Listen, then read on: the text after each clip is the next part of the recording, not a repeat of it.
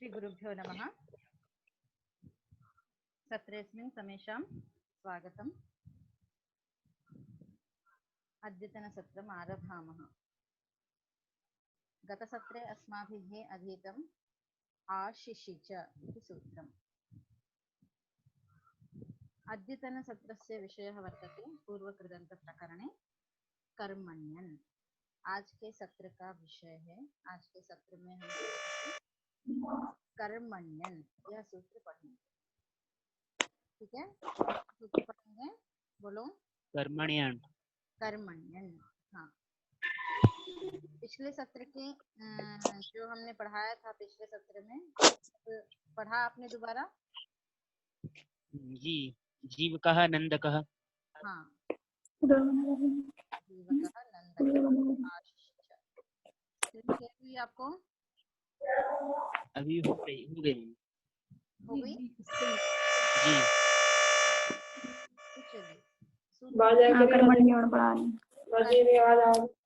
आवाज बहुत स्लो आ रही है।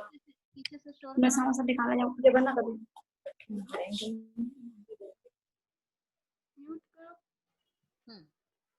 कर्मण्यन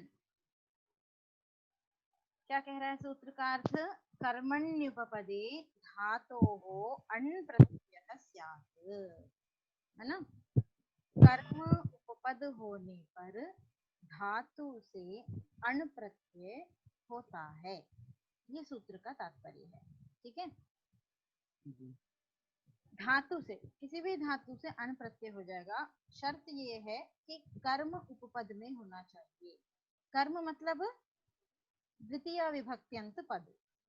सामान्य रूप से समझा जाए तो कर्म मतलब द्वितीय विभक्त्यंत पद उपपद में हो तो धातु से अण् प्रत्यय होता है। तो कर्म जो है तीन प्रकार का बताया है। कर्म तीन प्रकार का बताया है। यहाँ देखो, त्रिविधम कर्म। कौन कौन सा? निर्वर्त्यम, निर्वर्त्यम, विकार्यम विकार्यम और प्राप्त्यम। ये तीन प्रकार के कर्म हैं, निर्वर्त्यम, विकार्यम और प्राप्त्यम। तो इन तीनों का उदाहरण क्रमशः बताएंगे। उपपद में, कर्म उपपद में रख के, तो निर्वर्त्य कर्म उपपद में रख के धातु से अण् प्रत्यय करेंगे। विकार्य कर्म को उपपद में रख के धातु से अण् प्रत्यय। प्राप्य कर्म को उपपद में रख के धातु से अण् प्रत्यय। कुछ भी नहीं है, मैं समझा देती हूँ, कठिन नहीं है। ठीक है, इसको देख के डरना नहीं। चलो, तो कह रहे हैं निर्वर्त्य कर्म। उदाहरण क्या दिया देखो निर्वर्त्य कर्म का? कुंभम करोति कुंभकारः। दिख रहा है ना आप लोगों को? जी। कुंभम करोति इति कुंभकारः। हाँ, ठीक है। ऐसे ही नगरम करोति इति नगरकारः। नगरम करोति इति नगरकारः। हाँ, नगरकारः। एक मिनट, ज्यादा ऊपर चला गया। हाँ, तो ये किसका उदाहरण है? कौन से कर्म का उदाहरण बताया? निर्वर्त्य कर्म का उदाहरण बताया। ठीक है, कुंभम करोति इति कुंभकारः, नगरम करोति इति नगरकारः। ये निर्वर्त्य कर्म का उदाहरण। अब आगे कह रहे हैं विकार्यम कर्म। विकार्य कर्म का उदाहरण बता रहे हैं। कांडम करोति, क्षम्यतां, कांडम लुनाति इति कांडलावः, शरम लुनाति इति शरलावः। ऐसे ही प्राप्य कर्म का उदाहरण क्या बताया? प्राप्यम कर्म वेदम अधीति इति वेदाध्यायः। चर्चां पारयति इति चर्चापारः। उदाहरण है आपका और नहीं।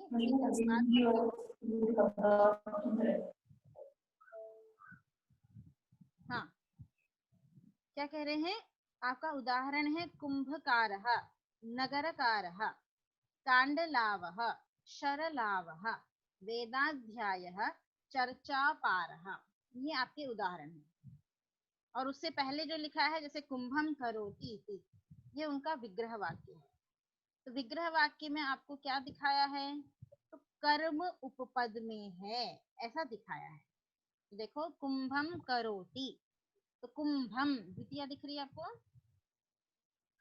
कुंभम द्वितीय दिख रही है, तो कुंभम करोति द्वितीयांत उपपद, द्वितीय विभक्त्यंत कर्म संज्ञक कुंभम उपपद में रख के करोति मतलब क्री धातु से अण प्रत्यय करके कारह बनाया है। ठीक है, तो कुंभ कारह। ऐसे ही नगरम करोति में नगर कर्म संज्ञक है, द्वितीय विभक्त्यंत है, तो नगर द्वितीय विभक्त्यंत अर्थात कर्म संज्ञक पद उपपद में रख के करोति क्री धातु से अण प्रत्यय करके नगरकारः बनाए। ठीक है, तो हम रूप सिद्धि देख लें, प्रक्रिया बनाए कुंभकारः की, बनाए, शुरू करें। हाँ जी मैम। हाँ, जी मैम। कुंभम करोति इति कुंभकारः। ठीक है, बताओ प्रक्रिया बताओ, क्या हम रखेंगे? क्री धातु रखेंगे मैम, क्रिय करने। डुक्रीकरणे, डुक्रीकरणे ये क्री धातु हम रख लेंगे। ठीक है, अनुबंध क्री लोप धातु करेंगे। है ना, इत संज्ञा बताओ कैसे होगी, बताया है मैंने पहले। यहाँ की हलंत्यम की संज्ञा हो हाँ, जाएगी डुक्री और में दू या की की हलंत्यम से इत संज्ञा हो जाएगी, बिल्कुल सही। आगे, दू की होगी आदि ऋण टुडुवः। हाँ, डू की इत संज्ञा होगी आदिर ही टूडवः। ठीक है, इत संज्ञा और उसके बाद तस्य लोपः से लोप हो गया, क्या अवशेष रहा? क्री। क्री अवशेष रहा। ठीक है, हाँ, अब क्या होगा? हाँ, यहाँ पे जो कर्म उपपद है वो हाँ, कर्म उपपद में हम रखेंगे पहले कुंभम। ठीक है, कुंभम, ये हम कर्म में कर्म उपपद रख लेंगे। ठीक है, अभी ऐसे ही रखो, कुंभम और क्री, तो कर्म संज्ञक द्वितीय विभक्त्यंत है कुंभम, है कि नहीं? जी। तो कुंभम, कुंभम करोति, कर्म संज्ञक द्वितीय विभक्त्यंत जो पद है कुंभम उपपद रख के, अब क्री धातु है, इस क्री धातु से हम कर्मण्यन, है ना, कर्मण्युपपदे, कर्मण्युपपदे धातोः अण् प्रत्ययः स्यात्, तो यहाँ क्री धातु से अण् प्रत्यय कर लेंगे। हो गया? जी। हाँ, अब बताओ क्या होगा? नकार की संज्ञा होगी। हाँ, नकार की इत संज्ञा कर लेंगे, हलंत्यम बिल्कुल सही। आगे, अब ये हो गया अणित मैम। हाँ, अण क्या हो गया? अब अणित हो गया। हाँ, तो अणित का कार्य क्या है? जो आदिच में ककार उत्तरवर्ती जो रिकार है। हाँ, अजंत, अजंत धातु है ककार उत्तरवर्ती रिकार, है ना, उसको किस सूत्र से? आदि वृद्धि हो जाएगी। हाँ हाँ, बोलो बोलो, किस सूत्र से? अचूर्णिति। हाँ, आदि बिल्कुल सही, अचोयनिति, आदि अजंत अंग को। ठीक है, अजंत अंग को, क्री को हम णित, अणनित है इसलिए नित नित प्रत्यय के परे रहते क्री के री को वृद्धि करेंगे। ठीक है, समझ में आया?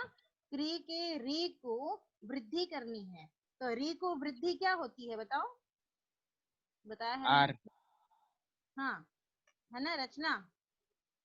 आर। क्या होती है री को वृद्धि क्या होती है? Are, are. आर वृद्धि होती है। और री को गुण क्या होता है?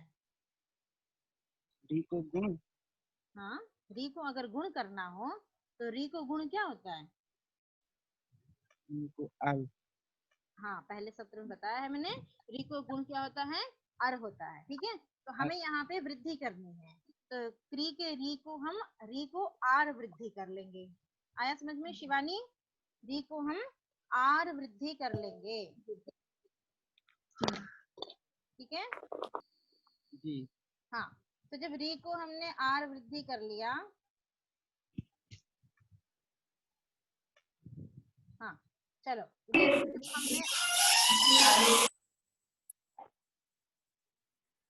री को हमने जब आर वृद्धि कर लिया तो स्थिति क्या रही हमारी, बताओ स्थिति क्या रहेगी? क आधा बच जाएगा, री को हमने कर लिया आर, ये हमारी स्थिति है। अब इसको संयोग कर लो, क में आ को मिक्स कर लो, कार, कार। ठीक है जी, है ना। तो कुंभम कार अ, ये स्थिति है आपकी। वृद्धि कर ली हमने क्री को, कार बना लिया। अब कार में अ का संयोग कर लो, र में अ का संयोग कर लो, र में अ मिला लेंगे तो र पूरा हो जाएगा, कार हुआ। जी, समझ में आया? यहाँ तक कुछ कुछ संदेह है इतने तक में? बताओ। नहीं है। नहीं है ना, आगे चले। हाँ, तो कुंभम और कार इतना बना लिया। अब कार जो है, कार कृदंत हुआ है ना, कृत प्रत्यय हमने अण किया और कृत प्रत्ययांत होने से कार शब्द कृदंत कहलाया।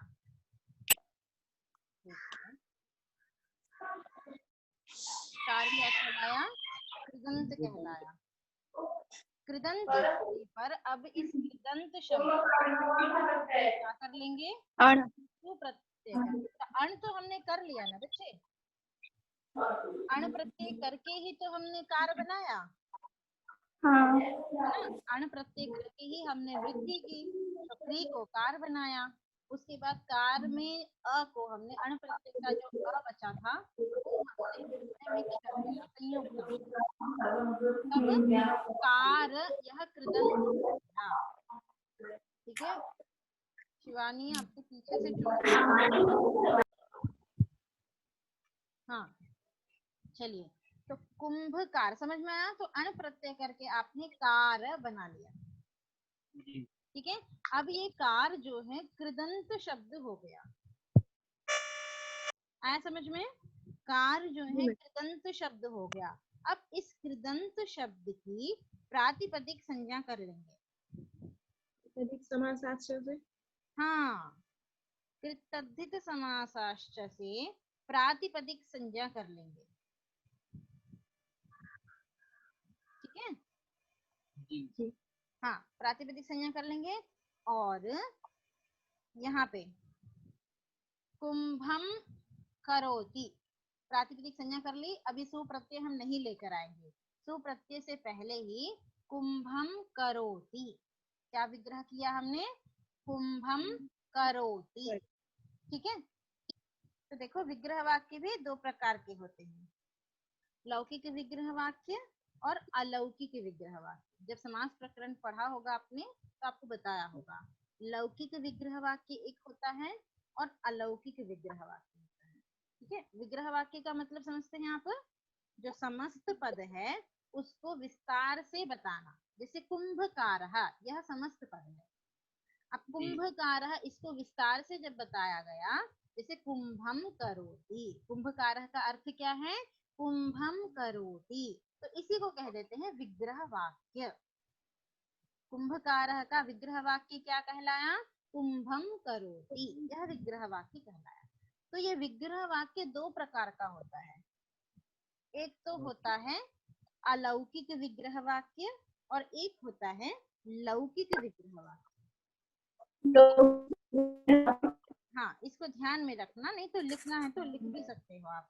एक होता है लौकिक विग्रह वाक्य और एक होता है अलौकिक विग्रह वाक्य।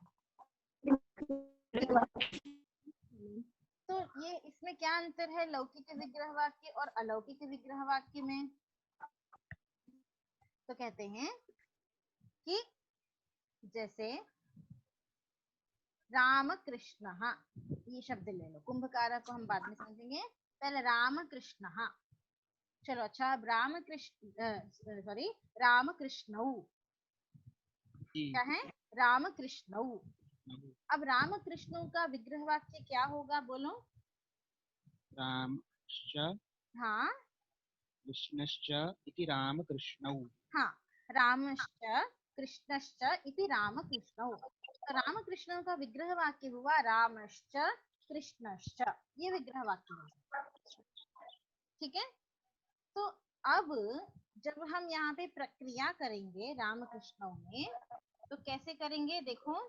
राम, हाँ क्या बनाया हमने, रामश्च और हाँ कृष्णश्च, ये बना करके हमने क्या बना लिया, राम राम कृष्ण। ठीक है, हाँ ये बना लिया। अब जब प्रक्रिया करते हैं तब क्या करते हैं, तब क्या करते राम हैं, हाँ तब हम करते हैं राम सु। राम के आगे राम, रामश्च में राम प्रथमा विभक्ति एक वचन सुनाई दे रही है ना, तो इसलिए यहाँ प्रथमा विभक्ति एक वचन सुनाई दे रही है, इसलिए राम सु ले आएंगे। अब इसके बाद फिर कृष्ण में भी प्रथमा विभक्ति है, कृष्णश्च, कृष्ण च, यहाँ पर भी हाँ कृष्ण और सु। अब यहाँ सु का समास करके, द्वंद्व समास करके इसका हम सुपो धातु से लोप कर देते हैं, तो राम कृष्ण औ राम कृष्ण बन जाता है। ठीक है, तो रामश्च कृष्णश्च राम कृष्णों में जो हमने विग्रह किया रामश्च कृष्णश्च, ये कहलाया, ये क्या कहलाया, लौकिक विग्रह वाक्य। ठीक है, ये कहलाया आपका लौकिक विग्रह वाक्य। ठीक है, हाँ, और ये जो हमने विग्रह किया राम सु और कृष्ण सु, हाँ विभक्ति को स्पष्ट रूप से दिखा करके, सु औ जस इस प्रकार से विभक्तियां दिखा करके जो हमने विग्रह वाक्य किया वो कहलाया, हाँ वो कहलाया अलौकिक विग्रह वाक्य। हाँ वो कहलाया अलौकिक विग्रह वाक्य। हाँ ठीक है, हाँ समझ में आया अब। हाँ तो ये होता है लौकिक और अलौकिक विग्रह वाक्य। ठीक है,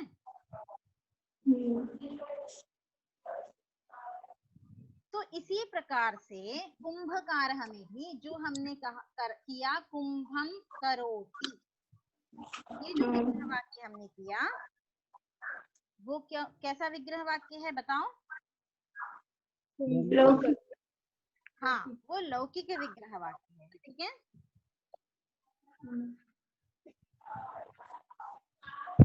हाँ चलिए, तो कुंभम करोति ये जो विग्रह हमने किया वो लौकिक विग्रह वाक्य है।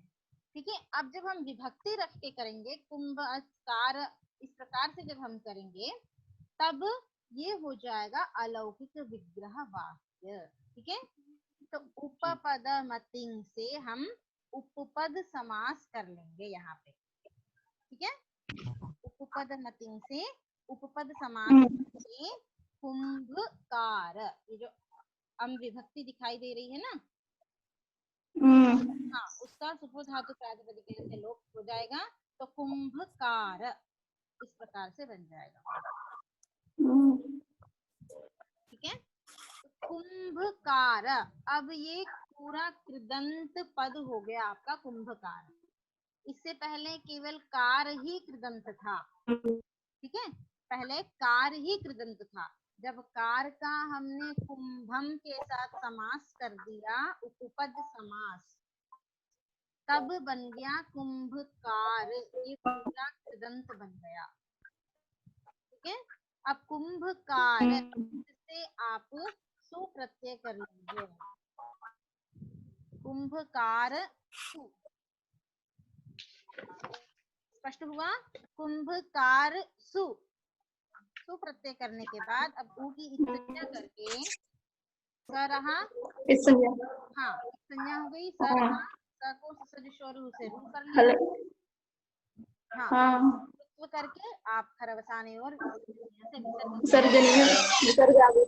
विसर्गादेश होकर के क्या बन गया, कुंभकारः। ठीक है, इस प्रकार आपका बन गया कुंभकारः। ऐसे ही नगरम करोति, नगरम करोति, विग्रह वाक्य है नगरम करके नगरकारः। शिवानी, बैकग्राउंड में शोर आ रहा है, वो शोर न, क्योंकि अन्यों को फिर डिस्टर्ब हो रहा है, इसलिए मैं आपका अनम्यूट कर रही हूँ। शोर है तो अनम्यूट कर लीजिए, नहीं तो फिर शोर ना होने पाए पीछे। हाँ चलो, तो आपका कुंभकारः नगरकारः समझ में आया?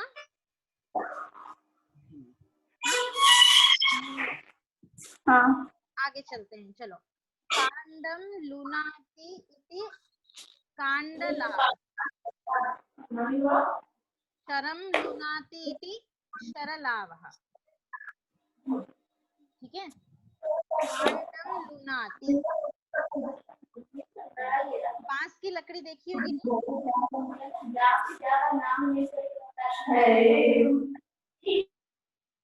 बांस की लकड़ी देखी है, उसमें थोड़ी थोड़ी दूर पे ऐसे आंखें होती हैं। बांस की लकड़ी में थोड़ी थोड़ी दूर पे आंखें होती हैं, ऐसे ही गन्ने में भी थोड़ी थोड़ी दूर पे आंखें होती हैं, है ना? तो उसको जो एक आंख के और दूसरी आंख के बीच का भाग है, उसको कह देते हैं कांड। ठीक है, मतलब एक भाग।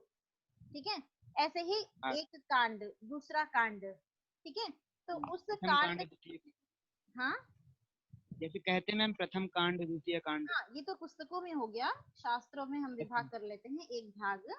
ठीक है, हाँ, प्रथम कांड है, द्वितीय कांड है, अथर्ववेद में होते हैं ना। ठीक है, तो इस प्रकार से, लेकिन यहाँ पे जो है कांड से हम जैसे कांडम लुनाती मतलब काटना, लुई छेदने। ठीक है, हाँ जी, बांस में निकले होते हैं वो। हाँ, लुई छेदने, छेदन क्रिया मतलब काटना। तो पुस्तक में जो एक कांड, प्रथम कांड है, द्वितीय कांड है, वहां छेदन क्रिया तो नहीं हो सकती है। तो इसलिए जो लकड़ी में जो कांड होता है, एक कांड, जैसे यहाँ से यहाँ तक एक कांड है, यहाँ से फिर आगे दूसरा कांड है, तो इतना हमने एक कांड काट दिया, फिर दूसरा कांड काटा, फिर तीसरा कांड, तो कांडम लुनाती, उसी को कह दिया एक कांडम लुनाती, मतलब एक एक भाग को काटता है। तो जो एक एक भाग को काटता है वह कहलाया कांडलावः। ठीक है, ऐसे ही शरम लुनाती, शर किसे कहते हैं पता है? शर, शर जो बाण रखने का जो अस्त्र, मतलब पीछे होता है ना। जी जी। अच्छा, है ना, बाण जो होता है उसका ही मतलब भाग है शर, तो उसको उसको काटता है, शरम लुनाती। ठीक है, तो कह दिया शरलावः। ठीक है, तो कांड लावः, शर लावः। चलो, तब इसकी प्रक्रिया कर लेते हैं, कांड लावः शर लावः। हाँ मैम ये पुस्तक में तो नहीं दिया है। हाँ, सिद्धांत कौमुदी में नहीं दिया है शायद, सिद्धांत कौमुदी में नहीं दिया है, लेकिन आपको ये जो उदाहरण है, एक मिनट, ओके मैम, कोई कुंभकारः दिया है। ठीक है, सिद्धांत कौमुदी में आपका केवल दिया है कुंभकारः। तो ये कुंभकारः जो है निर्वर्त्य कर्म का उदाहरण है। अब विकार्य कर्म का उदाहरण सिद्धांत कौमुदी में नहीं दिया है। ठीक है, लेकिन स्पष्टता के लिए मैंने यहाँ पे दे दिया है, ये भी आपके उदाहरण हो सकते हैं। ठीक है मैम। ठीक है, विकार्य कर्म का अर्थ क्या होगा? विकार्य का केवल। हाँ बिल्कुल, मैं आपको बताऊंगी, पहले आप उदाहरण समझ लो, नहीं तो ना प्रसंग से निकल जाएगा। ठीक है, पहले उदाहरण समझ लो, तो फिर आपको कर्म के भेद अच्छे से समझ में आएंगे। ठीक है, ठीक है, जी मैम। हाँ, तो कांडलावः, कांडम लुनाति इति कांडलावः। चलो, कांडम लुनाति, लुनाति में धातु क्या है? लुई छेदने। हाँ, लुई छेदने धातु है, तो कांडम लुनाति, लुई छेदने धातु है। तो कांडम यह कर्म संज्ञक द्वितीया विभक्ति है, द्वितीया उपपद रह के, मतलब कर्म उपपद रह के लुई धातु से आप कर्मण्यन इस सूत्र से क्या प्रत्यय कर लेंगे, बोलिए। अण प्रत्यय। अण प्रत्यय कर लेंगे। बोलो, आप लोग बोलो, ठीक है। अण प्रत्यय कर लेंगे, बस पीछे से शोर ना आए, लेकिन बोलो। चलो, तो कांडम लू अण, ये स्थिति है आपकी। जी। यहाँ पे क्या करना है, अण की आप संज्ञा कर लीजिए। क्या अवशेष रहा? अ। हाँ, अ अवशेष रहा, ठीक है। समय भी, हाँ, चलिए, अ अवशेष रहा। तो लुई अ, अब लुई धातु में भी यह की संज्ञा कर लीजिए। जी। कांडम लू अ, ठीक है। लू अ। अब हाँ, अब अ क्या है, णित है। जी। णित होने से अब फिर हमें वृद्धि करनी है, अचोयुनिति। आदि अच को। हाँ, आदि अच को नहीं होगी, रुकिए। अचोयुनिति से अजंत, अच अच अंत में होना हम चाहिए। भूल जाते हैं। हाँ, अच अजंत। अंत में होना चाहिए, ठीक है। आदि अच को तो तद्धित प्रत्यय होने पर आदि अच को वृद्धि होती है, ठीक है। हाँ, यहाँ कृदंत पे में, अजंत को होगी। हाँ, अजंत को वृद्धि होगी। तो लू क्या है, लू के अंत में अच है उ, उस अंतिम अच को, उ को हम वृद्धि करेंगे। तो बताओ जरा, उ को वृद्धि क्या होगी? उनको हाँ बताओ, उ को वाह क्या, होगी। उ को वृद्धि करनी है। वृद्धि संज्ञा किन किन वर्णों की है, बताओ। वृद्धि रादैच, आ, आई और आ औ। आ, आई और औ। हाँ औ। ऋषिकेश, आ, आई और औ, औ। इनकी वृद्धि संज्ञा है।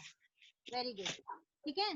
तो वृद्धि संज्ञा किसकी करनी है, तो आ, आई, औ, इन तीन में से कोई एक होगा। तो अब बताओ, जी। इन तीन में से क्या होगा? ओ। ओ नहीं, औ, ठीक है। हाँ कैसे हाँ, औ होगा? होगा। औ कैसे होगा, चलो देख लो। हाँ, आ, मिलाएंगे ना। आई, हाँ, आ, आई, औ, स्थानी। हाँ, स्थान मिलाएंगे। स्थानिंतरतमः। आ का स्थान क्या है, केवल कंठ है। आई का कंठ है। स्थान क्या है, ये जो कंठ तालु। कंठ कंठ तालु। तालु है दे तो कंठ तालु। Very good. और औ का स्थान क्या है, कंठोष्ठ। कंठ। कंठोष्ठम। एक बात तो क्लियर है कि कंठ तो सभी में है, कॉमन है। आ में भी कंठ है, आई में भी कंठ है, औ में भी कंठ है, ठीक है। ठीक है, जो कॉमन है उसको साइड में रख दो। अब जो स्पेशल है, स्पेशल क्या है, आई में तालु है, कंठ तालु। औ में स्पेशल क्या है, ओष्ठ है, तो कंठोष्ठ।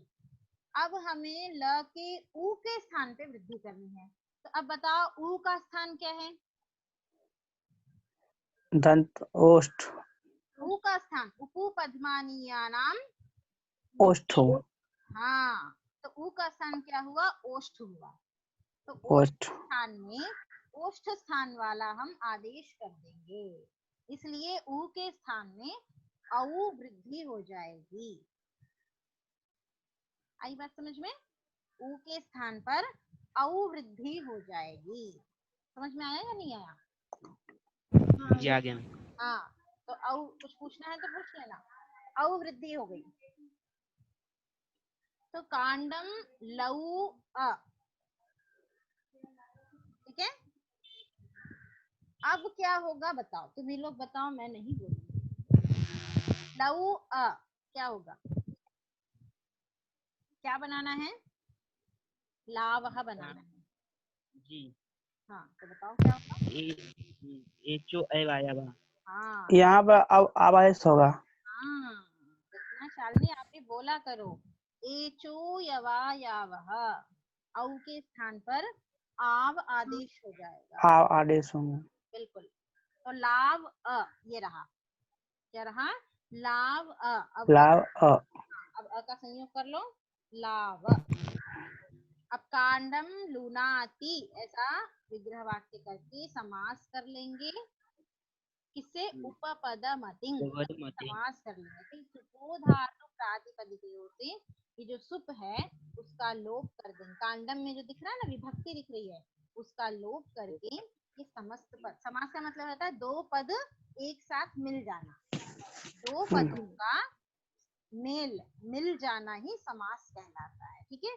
तो कांडम लू अलग अलग थे, अब दोनों मिल गए हैं, कांड लाव एक एक शब्द हो गया है। एक कृदंत शब्द हो गया है। अब इस कृदंत की प्रातिपदिक संज्ञा करके आप सु प्रत्यय ले आइए। सु प्रत्यय से बन जाएगा कांडलावः। ऐसे ही शरलावः। स्पष्ट है? हाँ, अब आगे चलो। वेदम प्राप्यम कर्म। प्राप्य कर्म का उदाहरण बता रहे हैं। वेदम अधीते इति वेदाध्यायः। ठीक है, वेदम अधीते इति वेदाध्यायः। विद्यायः। ऐसे ही चर्चां पारयति इति चर्चापारः। चलो पहले चर्चां पारयति। हाँ, चर्चां पारयति इति चर्चापारः। चलो वेदाध्यायः पढ़ते हैं पहले। वेदम अधीते। वेदम यह कर्म संज्ञक है। कर्मणि उपपदे। हाँ, अध्यायः अधीते, इसमें कौन सी धातु है बताओ? साध धातु। इंग अध्ययने। हाँ, अधि उपसर्ग पूर्वक इंग अध्ययने धातु है आपकी। ठीक है, जी। इंग अध्ययन ये धातु है। अधि और अधि उपसर्ग पूर्वक इंग अध्ययन। ठीक है, अध्ययने। तो वेदम अधीते इति वेदाध्यायः। चलिए ठीक है, तो वेदम कर्म उपपद में है। अधि उपसर्ग पूर्वक इंग धातु है। इस इंग धातु से आपको कौन सा प्रत्यय करना है? बोलो शालिनी। कर्मण। शालिनी बोलो। हाँ बोलो। अण प्रत्यय करना है। हाँ, अण अण प्रत्यय करना है। कर्मण्यन, इससे कौन सा प्रत्यय करना है? अण प्रत्यय। हाँ, अण प्रत्यय करना है। ठीक है, तो वेदम अधि इंग अण की आपकी स्थिति है। चलिए अब बताइए। अधि इंग अण, यहाँ पे ण की संज्ञा हो गई। अब बचा हाँ, इंग धातु में भी इंग की हलंत्यम से एक संज्ञा हो जाएगी। ई बचेगा। ई बचे। ठीक है, अधि जी। ई और अ, ये स्थिति है आपकी। अधि ई अ। अब बताओ क्या हाँ, करेंगे? अब यहाँ पे हाँ हाँ बोलो। अब यहाँ पे इकायो हो जाए। इकायो। ई का यह नहीं होगा। पहले अ, अण अण क्या है? अणित है ना? जी। अणित है ना? अचोनिति। हाँ, तो अचोनिति से हम पहले वृद्धि करेंगे। अणित का कार्य होगा, अणित होने से वृद्धि हो जाएगी। किसको? ई को। अदंत। अदंत अचु। अजंत अंग। अजंत अंग को वृद्धि हाँ, होगी। अजंत अंग को वृद्धि होती है। ठीक है, तो ये ई अच है। अच है और अंग भी है। ठीक है, प्रत्यय के परे रहते पूर्व की अंग संज्ञा होती है। यस्मात् प्रत्यय विधि तदादि प्रत्ययम, ये अंग संज्ञा का सूत्र है। ठीक है, तो अण प्रत्यय के परे रहते इस पूर्व की अंग संज्ञा हो गई। ठीक है, चलिए अणित होने से हमें ई को वृद्धि करनी है। तो अब बताओ ई को वृद्धि क्या होगी? ई को वृद्धि मैम आ, आई और औ, ये तीन वृद्धि संज्ञक वर्ण हैं। वर्ण। ई को वृद्धि क्या होगी? आई। हाँ, वेरी गुड। ऊ को हमने औ किया था, ई को वृद्धि हो जाएगी आई। स्थान समान होने से इचु यशाना तालु तालु और एदई तो हो कंठ कंठ तालु। तालु। अधि आई और अ, ये स्थिति है। अब बताओ, अब क्या होगा? बताओ बताओ, खुद ही बताओ। हाँ, अब यहाँ पे मैम एचो यवायावः। Very good. एचो यवायावः से एच के स्थान पर, एच में ए ओ आई औ। ठीक है, यहाँ पे आई है। इन आई के स्थान पर क्या आदेश हो जाएगा?